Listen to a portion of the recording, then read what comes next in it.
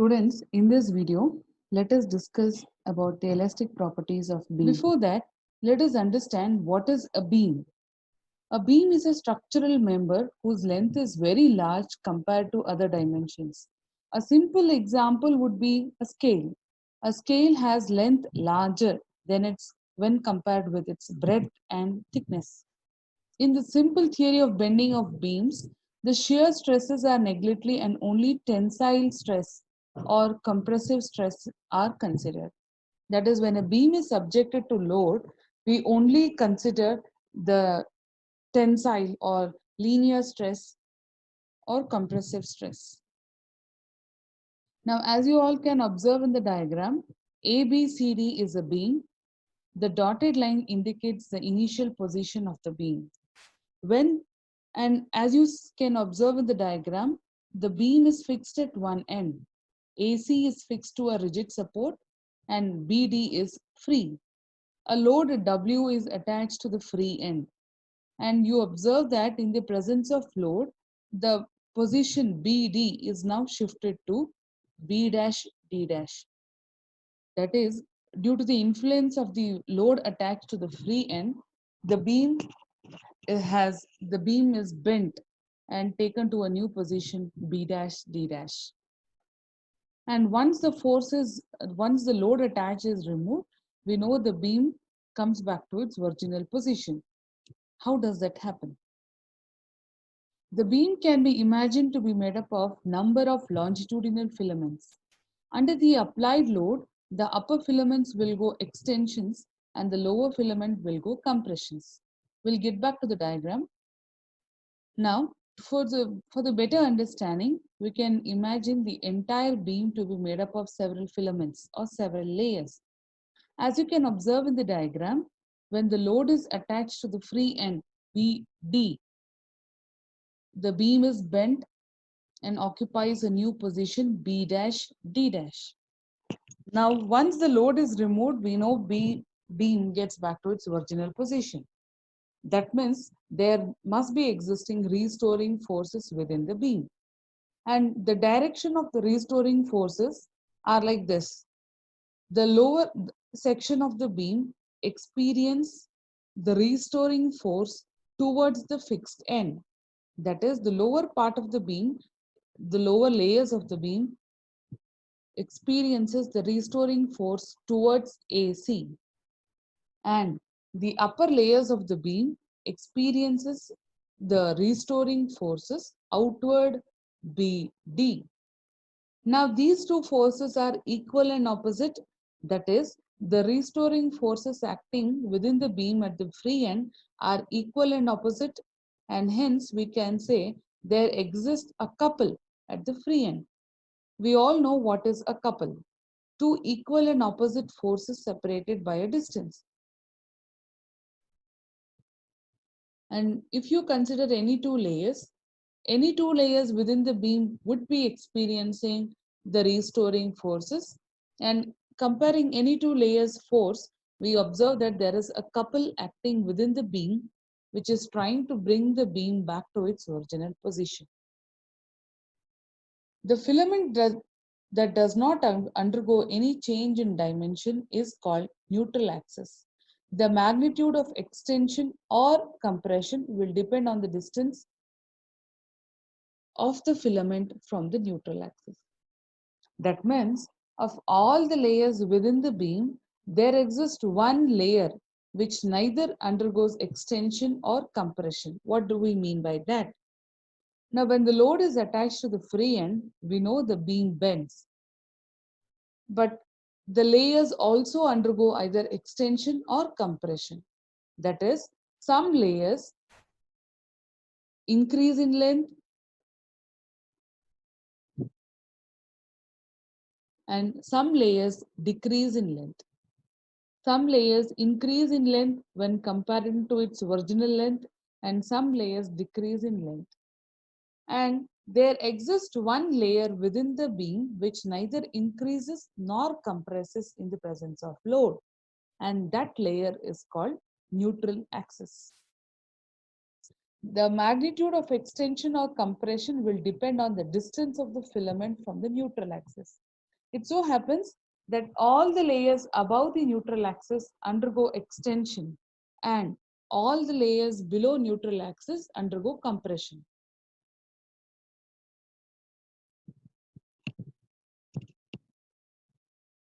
So let us understand what is neutral surface and neutral axis.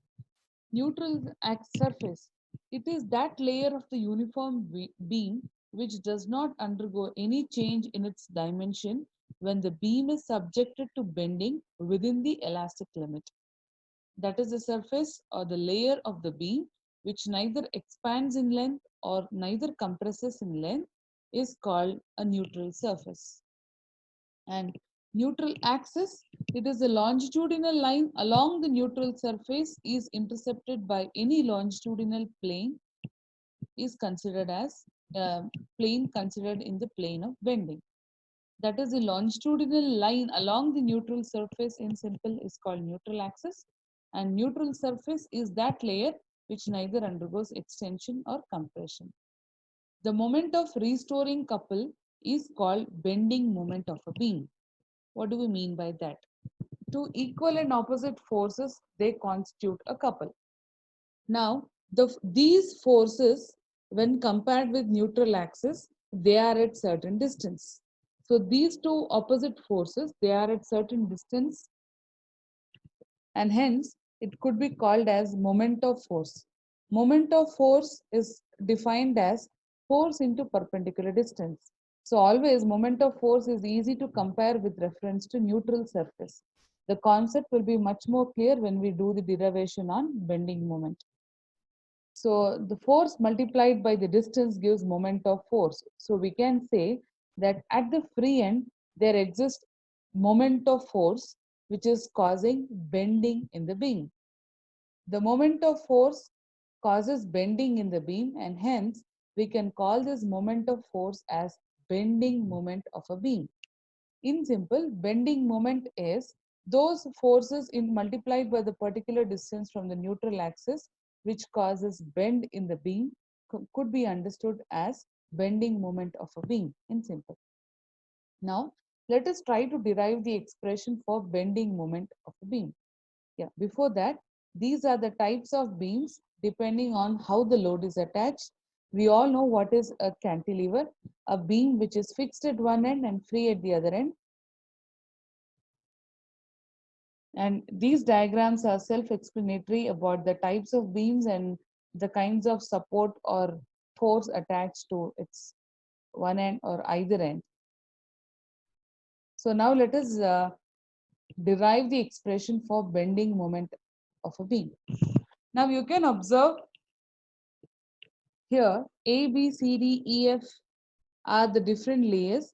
Let us imagine this is a section of the beam before it is subjected to any bend or before it is subjected to any load. So A, B, C, D, E, F represents three layers within a beam before it is subjected to any load. And let EF be the neutral axis or neutral surface. We have just defined what is neutral axis. Now, under the action of external couple or external force, then there is a slight bend in the beam. So when the load is attached, this layer A, B, E, F, and C, D would appear something like this.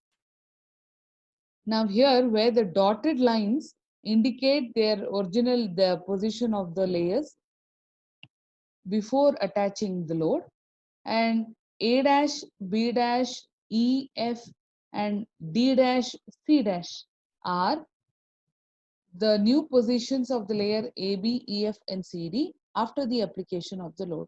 So we are considering a section of the beam where we have found this arc because of the load attached. Now, let us compare the layers A dash, B dash, and AB. We notice that the layer A dash, B dash has increased in length. Let us compare to the diagram. Initially, AB was long straight like this, and in the presence of the load, AB has increased to A dash, B dash. So I can say the upper filaments has undergone extension, that is A dash, B dash is greater than AB. And let us compare the layer C dash D dash. The lower filament C dash D dash has undergone compression. So on comparing, we see the length CD and C dash D dash. We observe C dash D dash is smaller in length when comparing to the original layer CD. And hence I can say C dash D dash is less than CD. And now, whether it is A dash, B dash, or EF, or D dash, D dash, C dash, I can imagine them to be a part of a circle. So now A dash, B dash appears to be an arc, and I can imagine a circle drawn passing through the arc A dash, B dash. Similarly with the other two curves. Please note in this diagram, we have not marked the neutral surface as E dash, F dash. It is still maintained as EF. Okay. Now, let us imagine we are drawing a circle through using the arc EF. EF being a part of a circle whose radius is R. That is, the distance from F to O is R. So there is a big circle which is not shown in the diagram whose arc is EF. EF is a section of a circle of radius R. And let small r be the distance between the adjacent layers. That is the distance between C dash D dash and EF and EF and A dash B dash. I repeat, we are imagining EF to be a part of a circle whose radius is capital R. EF is an arc of a circle that is shown in the diagram, and small r is the distance between the adjacent layers. And let us say the arc EF makes an angle theta at the center. Now, we can understand we can derive the bending moment considering any one of these layers. So let us consider bending moment due to the layer AB. So before deriving the expression for bending moment, let us note down what is the change in the layer. As we all know, the layer AB has increased in length. So the change in length of the layer AB is A dash B dash minus AB, because A dash B dash is longer in length when comparing to AB. Now, A dash B dash, I could be writing it as R plus R into theta.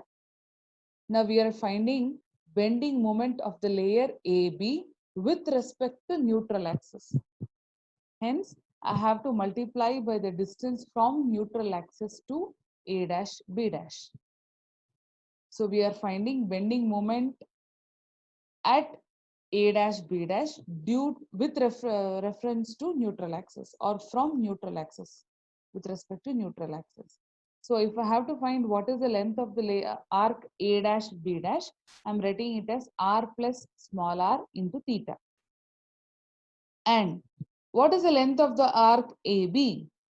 Now, before applying the load, AF, EB, AB, EF, CD all were equal to each other. So CD, EF is equal to R into theta in the absence of load. And in the absence of load, when all the three layers are equal to each other, I can say AB is also equal to R into theta. So let us substitute this and find out what is the change in length. So change in length is R plus small r into theta minus R into theta. So capital R into theta cancels. So change in length of the layer A dash B dash is R into theta. So when we know what is change in length, we can definitely find what is the longitudinal strain of the layer AB. So longitudinal strain here is change in length upon original length. We know the definition of longitudinal strain. So change in length is R into theta, that is small r into theta, upon original length is capital R into theta. We get small r by capital R. Let us find out what is the Young's modulus. because we are trying to find bending moment, which is force into distance. So to find out force F, we are using the concept of Young's modulus. We know Young's modulus is given by longitudinal stress by longitudinal strain, or longitudinal stress will be Young's modulus into longitudinal strain. Longitudinal stress is force applied per unit area is equal to Y into longitudinal strain. Just now we have calculated, or rearranging we get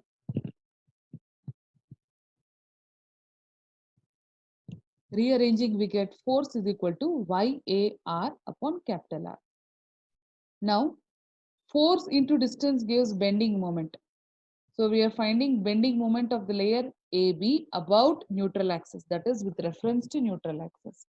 Therefore, what is the bending moment? Force into distance from the neutral axis, that is small r.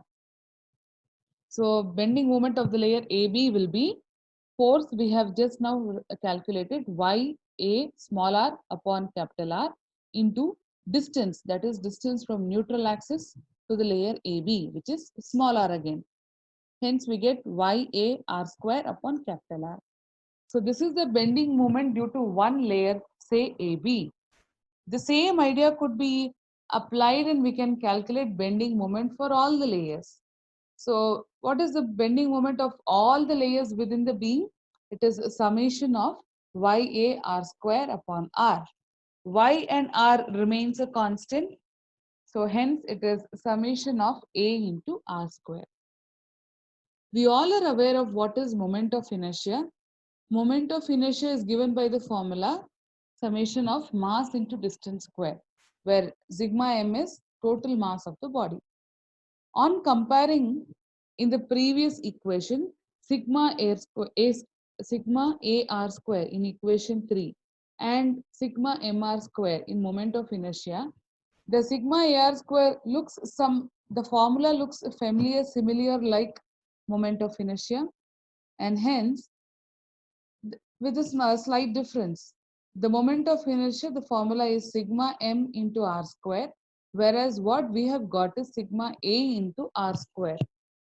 So this sounds similar to moment of inertia, but with the difference that in moment of inertia, it is summation of mass of the body, and here it is summation of all the area, cross-sectional area. And hence, sigma A into R square could be called as geometrical moment of inertia or geometric moment of inertia. Moment of inertia is represented by I. So the geometric moment of inertia, let us represent it as Ig, where Ig is sigma AR square, which is equal to AK square, where K is radius of gyration. So let us substitute for sigma AR square as Ig in equation 3. So we get moment of force on the entire medium, on the entire beam. We are writing it as moment of force itself is equal to Y by R into Ig. Moment of force, we are calling it as bending moment because this moment of force is causing bend in the beam. Hence, bending moment is equal to Y by R into Ig. And this Ig depends on the geometry of the beam. If the beam has a rectangular cross section, then we can substitute for Ig as BD cube upon 12. Or if a beam has a circular cross section, we can substitute for Ig as pi r square upon 4. So depending upon the geometry of the beam, Ig can be suitably substituted and one can find bending moment in a beam. In the next video, we have discussed the depression in a beam due to a single cantilever. The same bending moment idea is carried forward and we have discussed depression in a beam of single cantilever. That is, when a load is attached to a free end, how much the beam has undergone depression. Mathematically, it is derived. So please do watch that video too.